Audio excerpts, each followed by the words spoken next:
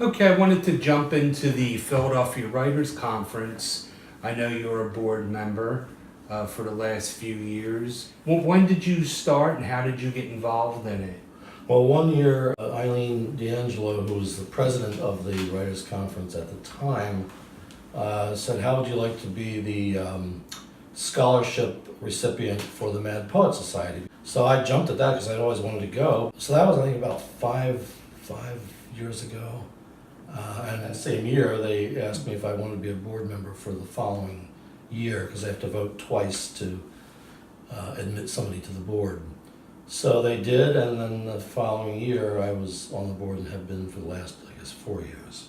Has it been a good experience? Oh yeah, very good, because you get to sit in on pretty much any of the regular workshops that, pretty much you can sit in on everything but the master classes, which people pay extra for.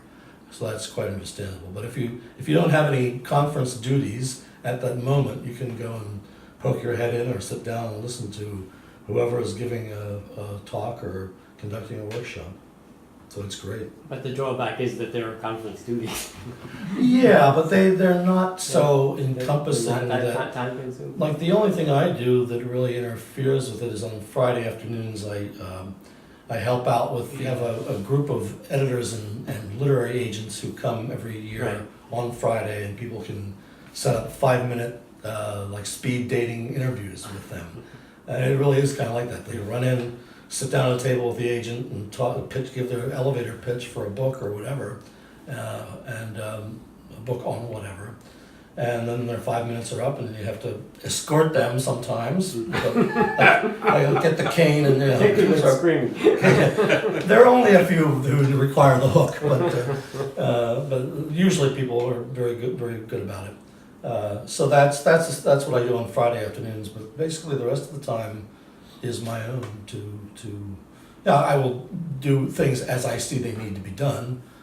If anybody's not manning the desk at that moment, and I see that, I'll sit down and make sure there's somebody there to, if somebody walks in and says, where's the so-and-so, I can help them with that.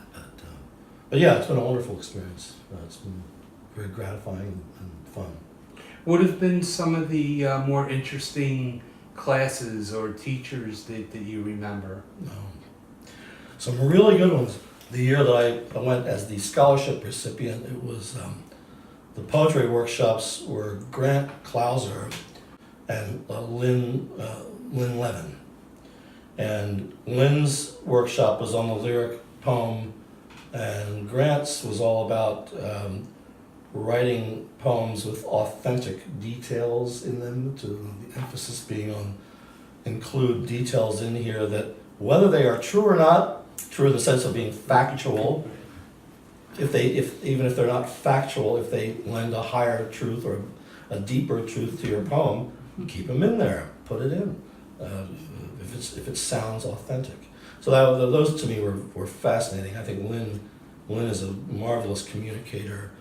I felt like I learned more in 3 hours with her than I had in 3 years that I could have just spent reading poems myself. Although that's nothing wrong with doing that either. But Lynn's marvelous. her guidance was really superb. So those are two right off the bat. Ethel Racken was good. Leonard Gunterick was good. He's more than good. Excellent. They both were. Paul Martin was really very personable and very good. So I would say I've never had a bad poetry workshop experience there. How about some of our keynote speakers? Anybody stick out as being particularly memorable? George Anastasia.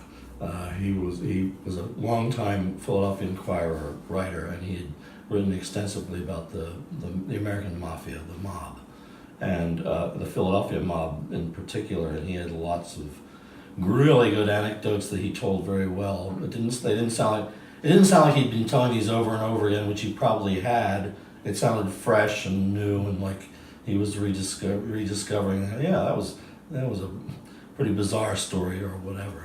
I found him very, very. Were they dead, these people he was talking about? Some of them, yeah. Some of them like slept with the fishes. And, Okay. Is he alive now? Oh, well, that's I think he's still alive. Anyway. It was as of a couple of years ago, anyway. Yeah.